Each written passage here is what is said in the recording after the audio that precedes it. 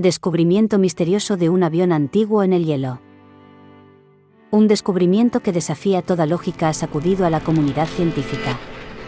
Un equipo de investigadores ha encontrado un avión envuelto en hielo en una remota región polar, cuya antigüedad parece remontarse a varios siglos atrás. El hallazgo, envuelto en un aura de misterio, ha generado asombro y múltiples preguntas sin respuesta. El avión, perfectamente conservado por las gélidas temperaturas, estaba enterrado bajo metros de hielo. Lo que más impacta es que en su interior se encontraron esqueletos humanos sentados en sus respectivos asientos, como si el tiempo se hubiera detenido. Los cuerpos, momificados por el frío extremo, todavía tenían rastros de ropa y pertenencias que parecían pertenecer a una época lejana. Lo que desconcierta a los expertos es el diseño del avión. Aunque comparte similitudes con modelos utilizados en el siglo XX, algunas características no coinciden con la tecnología conocida de ningún